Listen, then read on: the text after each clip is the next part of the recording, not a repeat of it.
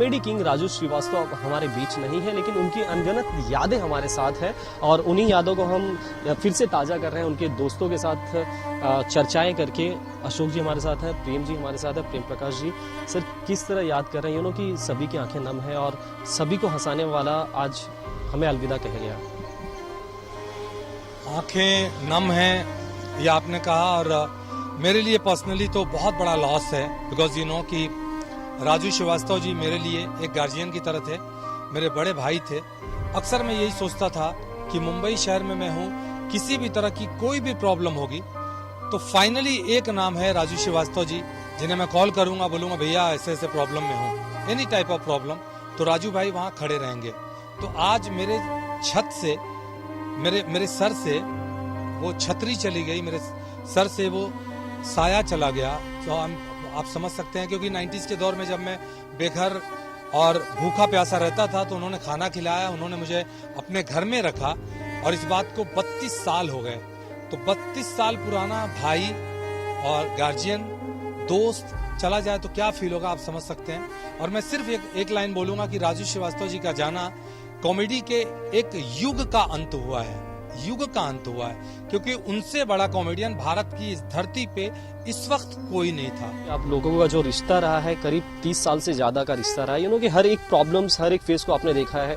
जब राजू श्रीवास्तव कुछ नहीं थे और जब वो स्टारडम की कहा जाए ऊंचाई पर थे, तब भी अपने वक्त देखा है। क्या कहेंगे, क्या कुछ किस तरह याद कर रहे हैं आप? सबसे पहले तो मैं भगवान श्री सीताराम सरकार से प्रार्थना करूंगा कि उन्हें अपने पावन चरणों में स्थान दें और उनके परिवार को इस अपार दुख को सहन करने की शक्ति प्रदान करें। 1995 में मैं प्रयागराज से मुंबई आया, रविंद्र जैन साहब का सहायक बना, वहीं राजू भैया से परिचय हुआ। तो कानपुर, इलाहाबाद आपस में उनका भी रिश्ता था, मेरा भी था।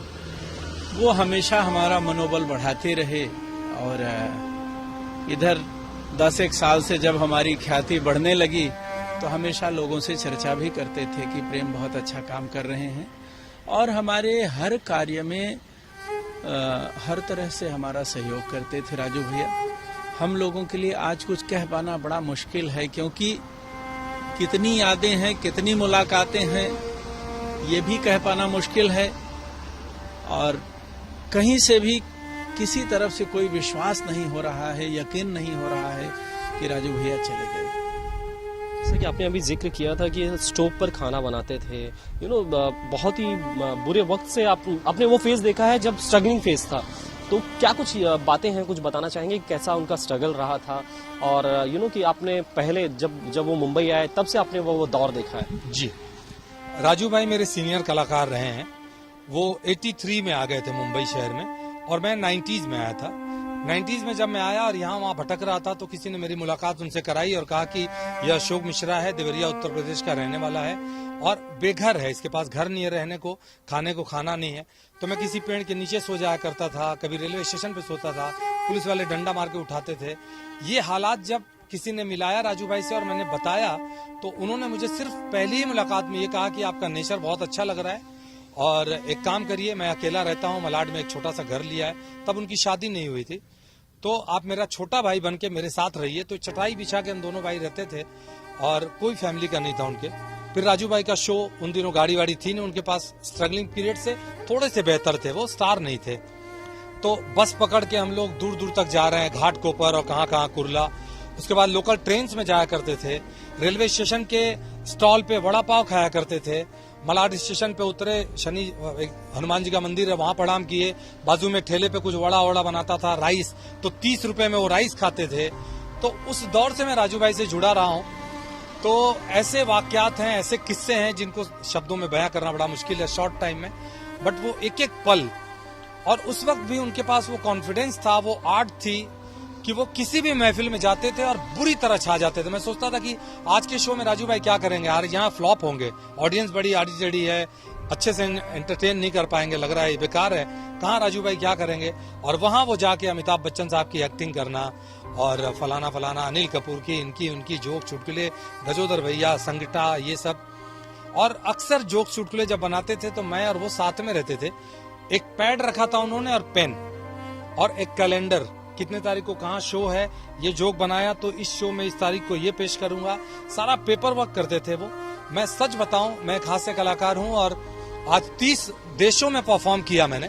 ये सारा क्रेडिट मैं राजू श्रीवास्तव जी को देना चाहूंगा, क्योंकि अगर वो नहीं होते मेरी जिंदगी में तो आज मैं इस पोजीशन पे नहीं होता जहां हूं। पहली बार रोटी उन्होंने खिलाया, पहली बार कुमार सानू साहब के साथ मैं विदेश गया, उसमें भी राजू भाई का योगदान रहा। गोविंदा जी के साथ फिल्म किया, उसमें भी राजू भाई का योगदान। रहने के लिए उन्होंने अपना घर दिया, उसमें उनका योगदान। तो मैं अपने पूरे परिवार समेत आंखों में आंसू भर के, दर्द भर के राजू भाई के चरणों में अपने आप को समर्पित करता हूं, और भगवान उन्हें स्वर्ग में वो स्थान दे जो सर्वोपरि हो, सबसे ऊपर हो। हमारा परिवार पूरी तरह से दर्द में है, पूरा देश दर्द में है, लेकिन चूंकि हमने 32 साल का समय गुजारा है तो मैं बयान नहीं कर सकता हूं वो क्या दर्द है। आप जानते हैं सुबह से जो हालत है। अब आज शाम को दिल्ली रवाना हो रहा हूं मैं, शाम की फ्लाइट से, और कल दिल्ली में ही क्रियाक्रम संपन्न हो गया, ऐसी खबर आई है। परिवार वालों से बात किया तो हम सब जाएंगे और अपनी श्रद्धांजलि अर्पित करेंगे, जाके चरण स्पर्श करूंगा, और एक एक रोटी, एक एक बाइट जो मैं खाता हूं वो राजू भाई को समर्पित करूंगा। प्रेम प्रकाश जी, कि सभी टूटे हुए हैं। अगर आप अपने कविता या यूं कहे भजन या किसी के माध्यम से, गाने के माध्यम से अगर कुछ डेडिकेट करना चाहे राजू श्रीवास्तव को, तो आज वो मौका नहीं है कि मैं वो जो कहूँ यहाँ पर। वहाँ भी एक ऐसी कॉमेडी उन्होंने क्रिएट की कि हनुमान चालीसा के हमारे लाखों दर्शक जो है हंस पड़े। मैं तो सिर्फ यही भगवान से प्रार्थना करूंगा कि हे प्रभु, आप दीनों के दीनानाथ हैं। दोनों बच्चों को, भाभी को, पूरे परिवार को इस अपार दुख को सहन करने की शक्ति प्रदान करिए और उन्हें अपने पावन चरणों में स्थान दीजिए, यही कामना करूंगा। ओम पूर्णमिदः पूर्णमिदं पूर्णात् पूर्णमुदच्यते पूर्णस्य पूर्णमादाय पूर्णमेवावशिष्यते। ओम शांति शांति शांति। थैंक यू सो मच हमसे बात करने के लिए। हम उम्मीद यही करते हैं कि राजू श्रीवास्तव जी की आत्मा को शांति मिले और उनके परिवार को इस परिस्थिति का सामना करने की ताकत मिले। थैंक यू सो मच हमसे बात करने के लिए।